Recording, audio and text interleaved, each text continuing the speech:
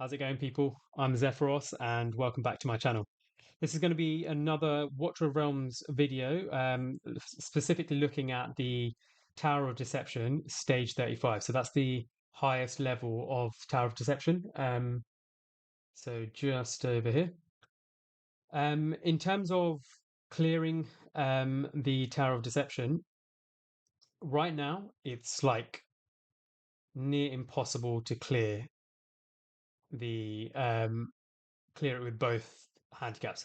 The units just do too much damage. When you have this particular handicap up, or where they do 30% extra damage, you just can't keep your tanks alive. So it doesn't matter whether you've got your Brokir up with your Malvira, your Regulus, they get floored, right? So at the moment, I don't think anyone's managed to clear it just yet. Um, Anyone who's got 47 points is because they've got three here, but the rewards you get from three crystals and two crystals is exactly the same. So I just didn't bother doing it with the three. But yeah, I'll be showing you with this particular handicap where the boss's special ability just targets an extra unit. So yeah, with that all being said, let's get into it.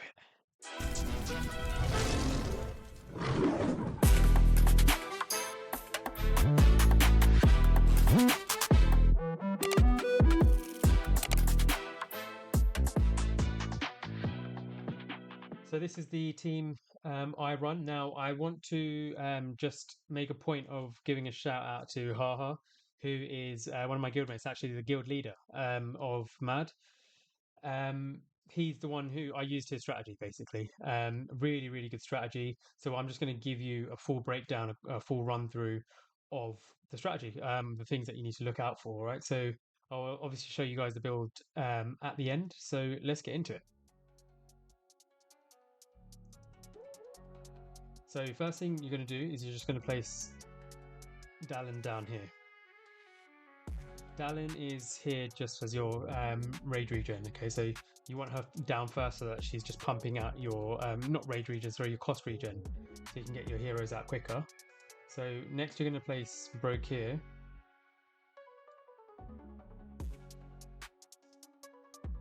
Over there.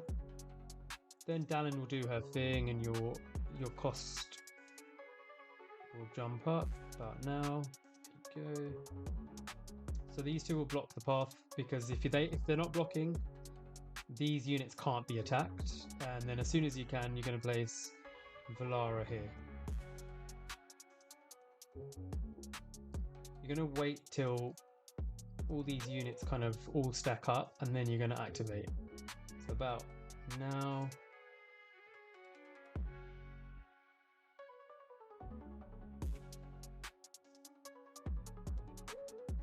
Place Alex up here, Narissa there, and now that all those units are dead, we pull these guys back. Place Draylin here. Now don't place your Eloin just yet. What you want to do is you want to wait for this Naginata slash. You want to wait for that to hit first. And then you can place Eloin down, right? If you place Eloin too early, she'll probably end up dying.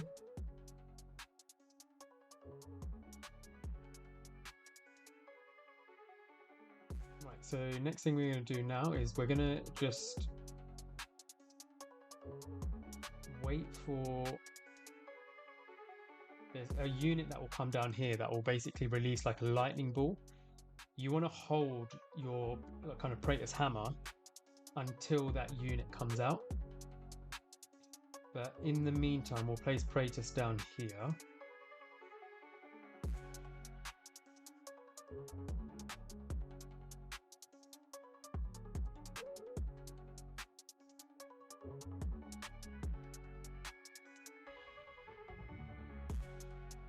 At this point, we can pick up Dallin. We can place King Har. So there, this unit here that's coming out, we're going to wait for them to start charging and then press the hammer. That stun, when you press the hammer, when the stun hits this unit, it means that they don't get to charge up and do that attack. Really, really crucial, because otherwise what will happen is this ball, that lightning ball, will basically start coming up around here, start weaving its way around, eventually hit your tanks and just start killing them. It will start killing your Lady Alex, it will start killing everything basically. I'm going to put down Valara. And we're going to activate Kratos. Once these units get around here-ish, that's when you're going to activate Valara's ultimate. So hold off on activating her for the time being. The reason you want to hold off a little bit, so about now you activate, because once she ults, she'll push these units down here like that. It saves your tanks from having to deal with these units for too much. If they're on your tanks for too long, they will kill them. Even a Brokir will end up dying. Just heal up Kratos. So now it's a good idea to just activate Brokir. And then when you can... Oh, we didn't need to. Just activated Haas a bit too early there. That's fine.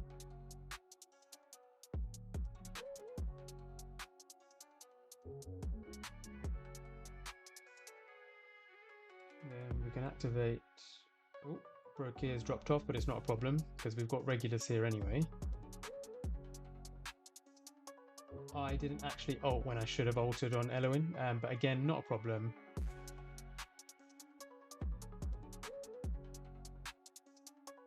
Because Lady Alex should be able to kill now.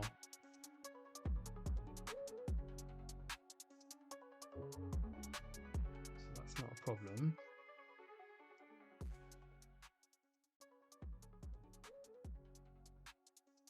I'm just thinking. So normally anytime the Naginata slash comes up, you should be ulting with both your Draylin and your Eloin. That would actually keep them both alive, so I actually just forgot to do it there in that run. But we should still be able to salvage this without a problem. So let's see how it goes. We'll activate Valara here.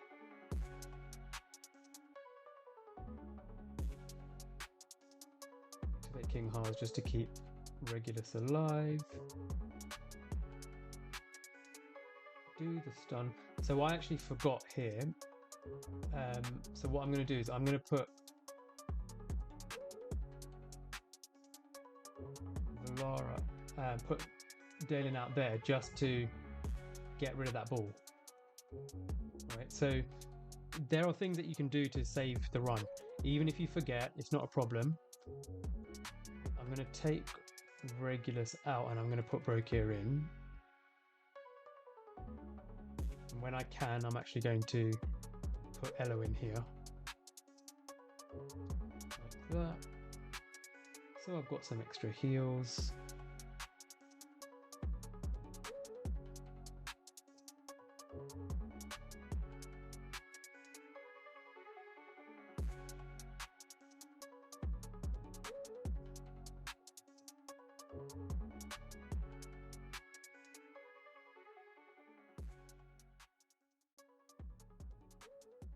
And now we're basically just waiting for these guys to come in range.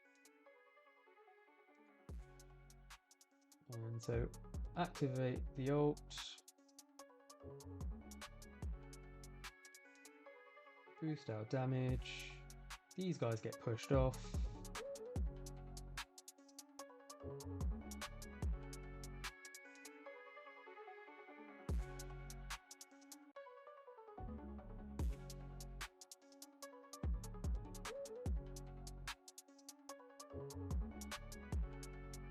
Activate Brokir.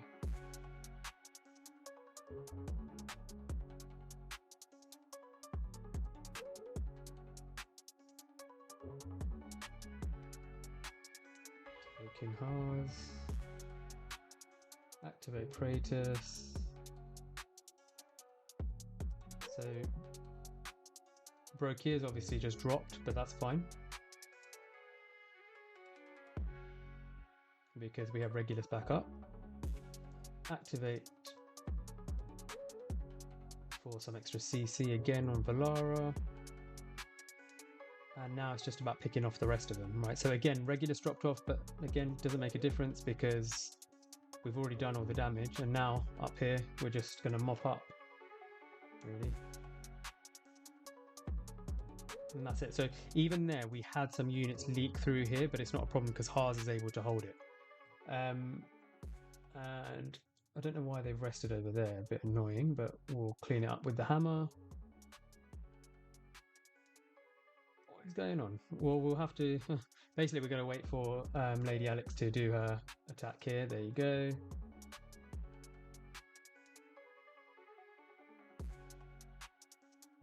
Finish it with the hammer. Right, yeah, so that's stage 35. Not the cleanest of runs, if I'm honest, but we got the stars, we cleared it, right? In a normal situation with the Naginata Slash, you would be activating your Draylin and you'd be activating your Elwyn at the same time just to keep your units up. Elwyn wouldn't drop off like that.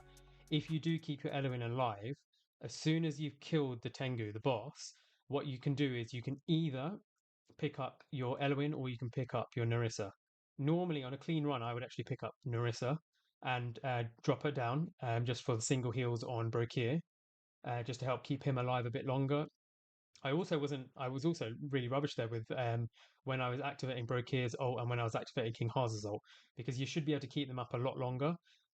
But because you've always got that extra rotation of your Regulus, it doesn't actually matter. Like if your Brokir drops off, you just slot Regulus in, and Regulus can keep himself alive more than long enough because of his passive.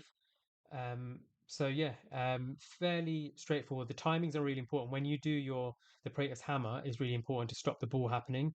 But like I showed you in that run where there was a situation where I actually forgot to do it, I didn't do it in time. The ball basically came up. You can use the Dalin just to intercept it so it doesn't end up killing your other DPS units. Yeah. So I'll show you the builds again. So Kratos, Soulbound and Arcana, fairly straightforward. Tira Twilight. Lady Alex will be Cataclysm with her exclusive fully leveled up. Valara, again, Cataclysm with her exclusive. Narissa is in Wings of Grace and Golden Scarab. Elwyn is in Invig with Tyre's Balm. King Haas built like a normal tank with a Bastion ring. Brokir built like a normal tank with a Bastion ring. Draylin built like a tank with a Bastion ring. Regulus built like a tank with a Bastion ring, right? So you can see the trend. Your tanks, nice and easy, just build them all like tanks, right? Dalin is just in a morale set so that when she's on the field, she just basically gives you just a bit of extra damage, okay? But she technically could have nothing on her and it wouldn't make a difference. It is good to build her somewhat tanky so that worst case, if you're still waiting for one of your tanks to kind of come up, you can just chuck her in just to delay units by 1 or 2 seconds, which is why mine is built fairly tanky, right? So yeah, that's those are the builds and that's the run. If you have any questions, obviously comment below, message me on Discord. But yeah, until the next video, guys, take care, stay blessed.